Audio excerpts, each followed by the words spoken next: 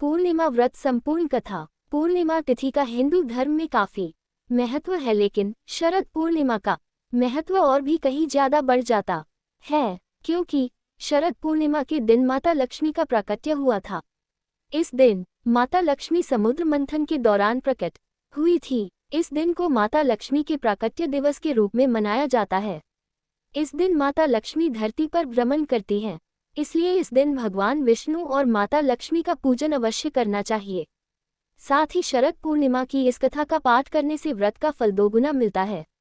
पढ़े शरद पूर्णिमा की संपूर्ण व्रत कथा। पूर्णिमा व्रत कथा। द्वापर युग में एक समय की बात है कि यशोदा जी ने कृष्ण से कहा, हे कृष्ण, तुम सारे संसार के उत्पन्न करता, पोषण तथा उसके संहार करता हो। आज कोई ऐसा व्रत मुझसे कहो जिसके करने से मृत्युलोक में स्त्रियां को विधवा होने का भय न रहे तथा यह व्रत सभी मनुष्यों की मनोकामना पूर्ण करने वाला हो। श्री कृष्ण कहने लगे, हे माता, तुमने अति सुंदर प्रश्न किया है। मैं तुमसे ऐसे ही व्रत को सविस्तार कहता हूँ। सौभाग्य की प्राप्ति के लिए स्त्रियों को द्वात्रिंशत अर्थात 32 पूर्णिमाओं का व्रत करना चाहिए। इस व्रत को करने से स्त्रियों को सौभाग्य संपत्ति मिलती है। यह व्रत अचल सौभाग्य को देने वाला और भगवान शंकर के प्रति मनुष्य मात्र की भक्ति को बढ़ाने वाला है। यशोदा जी कहने लगी, हे कृष्ण, सर्वप्रथम इस व्रत को मृत्युलोक में किसने किया था, इसके विषय विस्तार पूर्वक मुझसे कहो। श्री कृष्ण जी कहने लगे कि इस भूमंडल पर एक अत्यंत प्रसिद्ध राजा चंद्रहास से पालित अनेक प्रकार के रत्नों से परिपूर्ण कातिका नाम की एक नगरी थी। वहां धनेश्वर नाम का एक ब्राह्मण था और इसकी स्त्री अति सुशील रूपवती थी। दोनों ही उस नगरी में बड़े प्रेम से साथ रहते थे। घर में धन धान्य आदि की कोई कमी नहीं थी। उनको एक बड़ा दुख था, उनके कोई संतान नहीं थी, जिस वजह से वह बहुत दुखी रहते थे। एक दिन एक बड़ा तपस्वी योगी उस नगरी में आया। वह योगी बाकी सभी घरों से भिक्षा मांगकर भोजन किया करता था, लेकिन उस ब्राह्मण के घर से भिक्षा नहीं मांगा करता था। एक दिन योगी गंगा किनारे भिक्षा मांगकर प्रेमपूर्वक खा रहा था कि धनेश्वर ने योगी को ये सब करते देख लिया। सब कार्य किसी प्रकार से देख लिया। अपनी भिक्षा अनादर से दुखी होकर धनेश्वर योगी से बोले, और सभी घरों से भिक्षा लेते हैं परंतु मेरे घर की भिक्षा कभी भी नहीं लेते, इसका कारण क्या है? योगी कहने लगा कि आपके धर्म हमें इस बात की आज्ञा नहीं देता है, क्योंकि अभी आप गृहस्थ जीवन में एक सुख से वंचित हैं। आपके घर संतान होने पर मैं आपके घर से भी भिक्षा स्वीकार कर लूंगा। उन्होंने कहा कि जिसे संतान नहीं है उसके घर से भिक्षा लेने से मेरे भी पतित हो जाने का भय है। धनेश्वर यह सब बात सुनकर बहुत दुखी हुआ और हाथ जोड़कर योगी के पैरों पर गिर पड़ा तथा दुखी मन से कहने लगा कि आप मुझे संतान प्राप्ति के उपाय बताएं। आप सर्वज्ञ हैं, मुझ पर अवश्य ही यह कृपा कीजिए। धन की मेरे घर में कोई कमी नहीं है, लेकिन मैं संतान न होने के कारण अत्यंत दुखी हूँ, आप मेरे इस दुख का हरण कीजिए। ये सुनकर योगी कहने लगे, तुम चंडी की आराधना करो। घर पहुंचकर उन्होंने ये सारी बात अपनी पत्नी को बताई और खुद वन में चला गया। वन में पहुंचकर उसने चंडी की आराधना की और उपवास किया। चंडी ने 16 दिन उसको सपने में दर्शन दिए और कहा कि हे धनेश्वर, जा, तेरे पुत्र होगा, लेकिन उसकी आयु सिर्फ 16 वर्ष होगी। 16 वर्ष की आयु में ही उसकी मृत्यु हो जाएगी। अगर तुम दोनों स्त्री और पुरुष 32 पूर्णिमाओं को व्रत करोगे तो ये दीर्घायु हो जाएगा। जितनी तुम्हारा सामर्थ्य हो उतने आचे के दिए जलाकर शिवजी का पूजन करना, लेकिन पूर्णमासी 32 ही होनी चाहिए। सुबह होती ही तुम्हें इस स्थान के पास एक आम का पेड़ दिखाई देगा। उस पर चढ़कर एक फल तोड़कर अपने घर चले जाना। अपनी स्त्री का इस बारे में बताना। सुबह स्नान होने के बाद वह स्वच्छ होकर शंकर जी का ध्यान करके उस फल को खा ले। तब शंकर भगवान की कृपा से उसको गर्भ हो जाएगा। जब ब्राह्मण सुबह उठा तो उसे उस स्थान पर आम का पेड़ दिखाई दिया और वह उससे फल तोड़ने के चढ़ा, लेकिन वह पेड़ पर चढ़ नहीं पा रहा था। ये देखकर उसे बड़ी चिंता हुई। उसने भगवान गणेश की उपासना की और कहा, हे दयानिधे, अपने भक्तों के विघ्नों का नाश करके उनके मंगल कार्य को करने वाले, दुष्ट का नाश करने वाले, रिद्धि सिद्धि देने वाले, आप मुझे इतना बल दे कि मैं अपनी मनोकामना पूरी कर सकूं।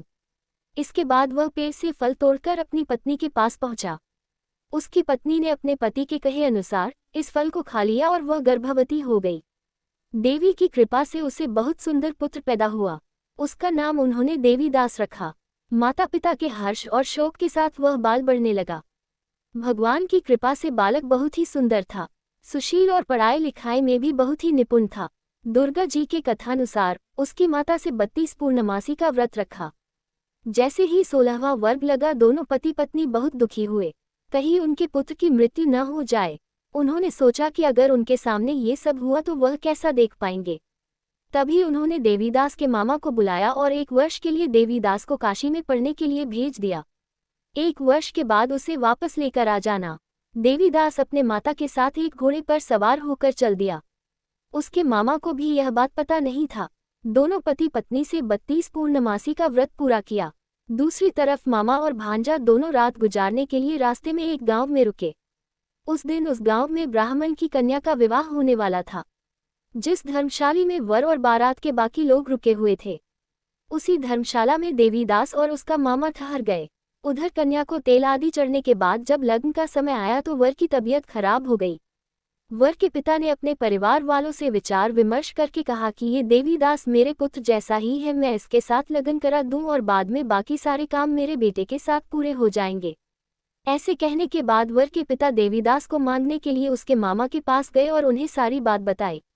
मामा ने कहा कि कन्यादान में जो कुछ भी मिलेगा वो हमें दे दिया जाए। वर के पिता ने बात स्वीकार कर ली। इसके बाद देवीदास का विवाह कन्या के साथ संपन्न हो गया। इसके बाद वह अपनी पत्नी के साथ भोजन न कर सका और मन में विचार करने लगा कि न जाने ये किसकी पत्नी होगी। ये सोचकर उसकी आंखों में आंसू आ गए। तब वधू ने पूछा कि क्या बात है, आप उदास क्यों हैं? तब उसने सारी बातें पत्नी को बता दी। तब कन्या कहने लगी, यह ब्रह्म विवाद के विपरीत है। आप ही मेरे पति हैं, मैं आपकी की पत्नी रहूंगी, किसी अन्य की कभी नहीं। तब देवीदास ने कहा, ऐसा मत करिए क्योंकि मेरी आयु बहुत कम है, मेरे बाद आपका क्या होगा। लेकिन उसकी पत्नी नहीं मानी और बोली, स्वामी आप भोजन कीजिए। दोनों रात में सोने के लिए चले गए। सुबह देवीदास ने पत्नी को 4 निगों से जड़ी एक अंगूठी दी और एक रुमाल दिया और बोला कि हे प्रिय, इसे लो और संकेत समझकर स्थिर चित हो जाऊं। मेरे मरण और जीवन जानने के लिए एक पुष्प वाटिका बना लो, उसमें सुगंधी वाली एक नव मल्लिका लगा लो, उसको प्रतिदिन जल से सींचा करें और आनंद के साथ खेलो कूदो। जिस समय और जिस दिन मेरा प्राणांत होगा उस दिन ये फूल सूख जाएंगे।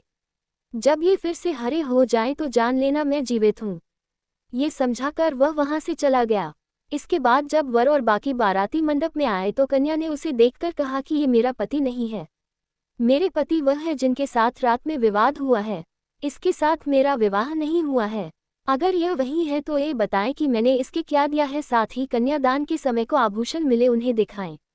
कन्या की ये सारी बातें सुनकर वह कहने लगा कि मैं ये सब नहीं जानता। इसके बाद सारी बारात भी अपमानित होकर लौट गई। भगवान कृष्ण बोले, हे माता, इस प्रकार देवीदास काशी चला गया। कुछ समय जब बीत गया तो एक सर्प उसको डसने के लिए वहां आया, लेकिन वह उसको काट नहीं पाया क्योंकि उसकी माता ने पहली ही 32 पूर्णिमा का व्रत कर लिए थे। इसके बाद खुद काल वहां पहुंचा। भगवान की कृपा से तभी वहां माता पार्वती और भगवान गणेश आ गए। देवीदास को मूर्छित दशा में देखकर माता पार्वती ने भगवान शिव से प्रार्थना की कि महाराज, इस बालक की माता ने पहले ही 32 पूर्णिमा के व्रत कर लिए हैं, आप इसको प्राण दे। भगवान शिव ने माता पार्वती के कहने पर उसे प्राण दान दे दिया। उधर उसकी पत्नी उसके काल की प्रतीक्षा कर रही थी। उसकी पत्नी ने जाकर देखा कि पुष्प और पत्र दोनों ही नहीं है तो उसको बहुत आश्चर्य हुआ और जब उसने देखा कि पुष्पवाटिका फिर से हरी हो गई तो वह समझ गई कि उसका पति जिंदा हो गया है। इसके बाद वह बहुत ही प्रसन्न होकर अपने पिता से कहने लगी कि मेरे पति जीवित है, उनको ढूंढिए। जब 16वां वर्ष व्यतीत हो गया तो देवीदास भी अपने मामा के साथ काशी चल दिया। इधर उसकी पत्नी के परिवार वाले उन्हें ढूंढने के लिए जा ही रहे थे कि उन्होंने देखा कि देवीदास और उसका मामा उधर ही आ रहे थे। उसको देखकर उनके ससुर बहुत प्रसन्न हुए और उसे अपने घर ले आए। वहां सारा वगर इकट्ठा हो गया और कन्या ने भी उसे पहचान लिया। देवीदास ने इसके बाद अपनी पत्नी और मामा को लेकर वहां से चल दिया। उसके ससुर ने भी उसे बहुत धन दहेज दिया। जब वह अपने घर की तरफ चल रहा था तो उसके माता पिता को लोगों ने खबर कर दी, तुम्हारा पुत्र देवीदास अपनी पत्नी और मामा के साथ आ रहा है। ऐसा समाचार सुनकर पहले तो उन्हें विश्वास नहीं हुआ, लेकिन जब देवीदास आया और उसने अपने माता पिता के पैर छुए तो देवीदास के माता पिता ने उनका माथा चूमा और दोनों को अपने सीने से लगा लिया। दोनों के आने की खुशी में धनेश्वर ने बहुत दान दक्षिणा ब्राह्मणों को दी।